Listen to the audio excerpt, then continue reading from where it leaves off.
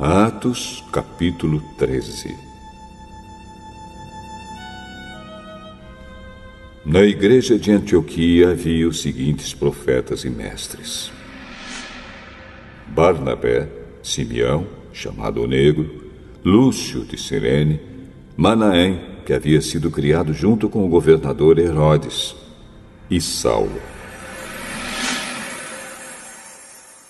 Certa vez, quando eles estavam adorando o Senhor e jejuando, o Espírito Santo disse: Separem para mim Barnabé e Saulo, a fim de fazerem o trabalho para o qual eu os tenho chamado.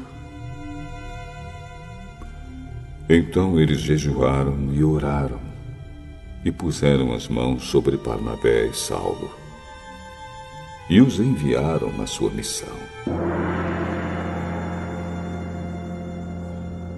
Barnabé e Saulo, tendo sido enviados pelo Espírito Santo, foram até a cidade de Seleucia e dali embarcaram para a ilha de Chipre.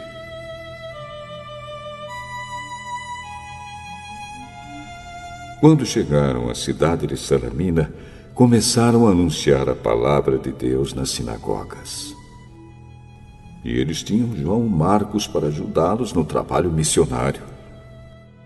Eles atravessaram toda a ilha, chegando até a cidade de Pafos. Ali encontraram um judeu que era mágico e falso profeta, chamado Bar-Jesus. Ele era amigo de Sérgio Paulo, o governador da ilha, que era um homem muito inteligente. O governador mandou chamar Barnabé e Saulo, pois queria ouvir a palavra de Deus. Mas o mágico Elimas, este é o nome dele em grego, era contra os apóstolos. Ele não queria que o governador aceitasse a fé cristã. Então Saulo, também conhecido como Paulo, cheio do Espírito Santo, olhou firmemente para Elimas e disse: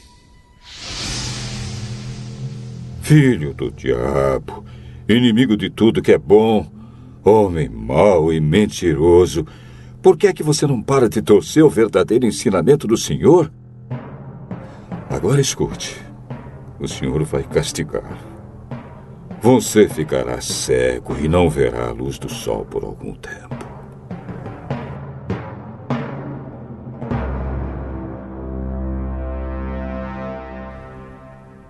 No mesmo instante, Elimas sentiu uma nuvem escura cobrir os seus olhos e ele começou a se virar para todos os lados, procurando alguém que o guiasse pela mão. Quando o governador viu isso, creu e ficou muito admirado com os ensinamentos a respeito do Senhor Jesus. Paulo e os seus companheiros navegaram da cidade de Pafos até Perge, uma cidade da província da Panfilha. Porém, João Marcos os deixou e voltou para Jerusalém. Eles continuaram a viagem, indo de Perge até a cidade de Antioquia, no distrito da Pisídia. No sábado, entraram na sinagoga e sentaram-se. Depois da leitura da lei de Moisés e dos livros dos profetas, os chefes da sinagoga mandaram dizer a eles: Irmãos, se vocês têm alguma palavra para animar o povo, podem falar agora. Então Paulo se levantou, fez um sinal com a mão, pedindo silêncio, e começou a dizer: Homens de Israel e todos vocês não-judeus que temem a Deus, escutem. O Deus do povo de Israel escolheu os nossos antepassados quando moravam na terra do Egito e fez deles um grande povo. Ele os tirou de lá com grande poder e no deserto aguentou aquela gente durante 40 anos. Ele destruiu 7 povos na terra de Canaã e o povo de Israel se tornou dono das terras deles. Tudo isso levou uns 450 anos. Depois disso, Deus lhes deu juízes até o tempo de Samuel. Quando o povo pediu um rei, ele lhes deu Saul, filho de Quis, da tribo de Benjamim, para ser rei deles durante 40 anos. Depois que tirou Saul, Deus pôs Davi como rei e disse isto a respeito dele: encontrei em Davi, filho de Jessé, o tipo de pessoa que eu quero e que vai fazer tudo o que eu desejo. Um dos descendentes de Davi foi Jesus, a quem Deus pôs como Salvador de Israel, como havia prometido. Antes da vinda de Jesus, João Batista anunciou sua mensagem a todo o povo de Israel, dizendo que eles deviam se arrepender e ser batizados. Mas, quando João estava terminando a sua missão, disse ao povo: quem é que vocês pensam que eu sou? Eu não sou aquele que vocês estão esperando. Mas escutem, ele vem depois de mim. Porém, eu não mereço a honra de tirar as sandálias dos pés dele.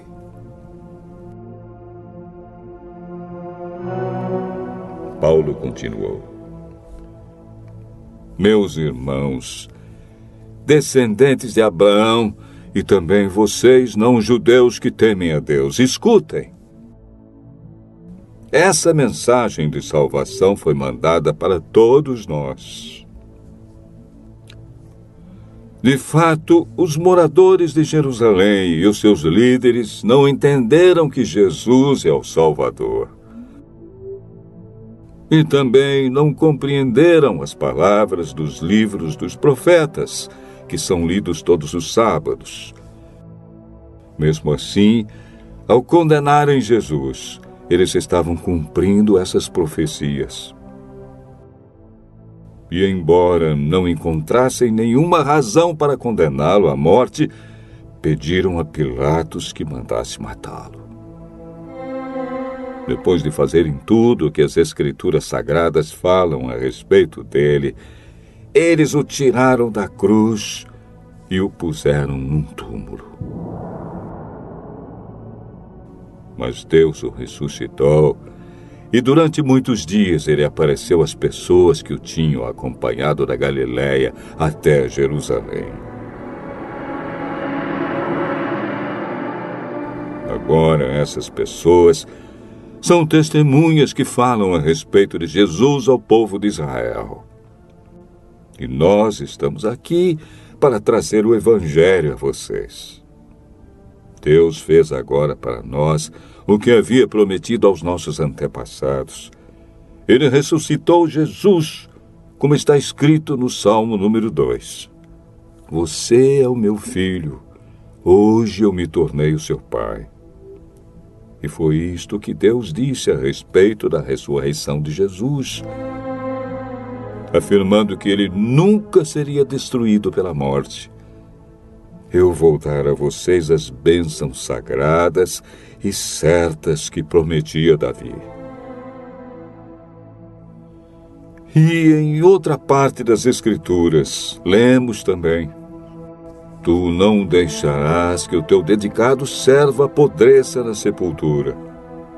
E Paulo disse ainda: na verdade, Davi, no seu tempo, cumpriu os planos de Deus.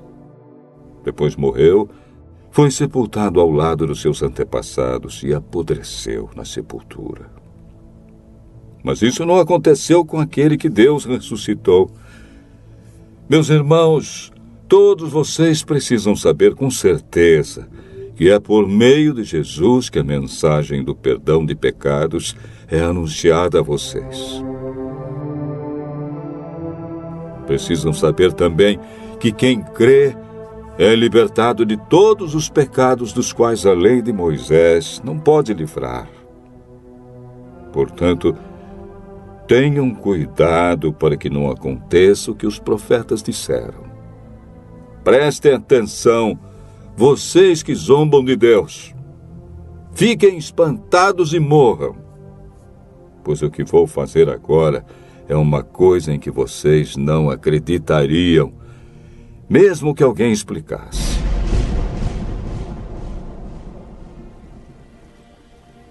Quando Paulo e Barnabé estavam saindo da reunião, as pessoas pediram com insistência que eles voltassem no sábado seguinte, a fim de falarem sobre o mesmo assunto.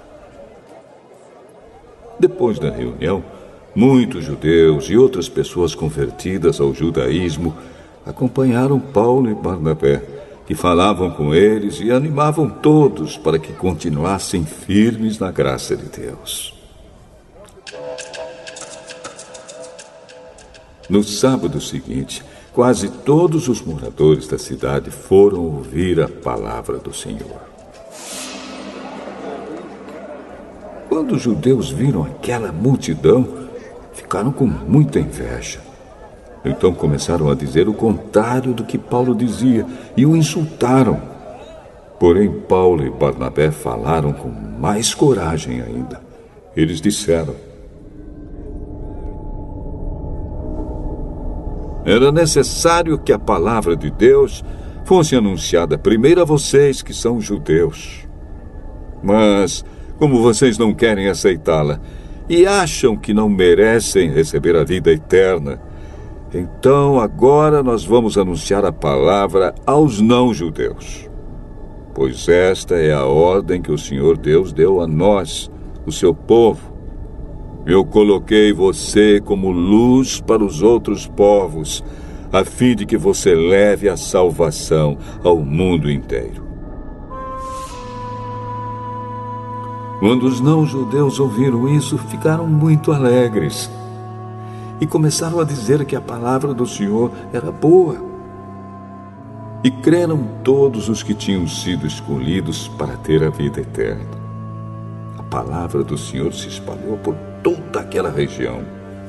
Mas os judeus atiçaram as mulheres não judias da alta sociedade, convertidas ao judaísmo, e também os homens mais importantes da cidade. E começaram a perseguir Paulo e Barnabé e os expulsaram daquela região. Então os apóstolos sacudiram a poeira das suas sandálias, em sinal de protesto contra eles. E foram para a cidade de Icônio. E os cristãos de Antioquia continuaram muito alegres e cheios do Espírito Santo.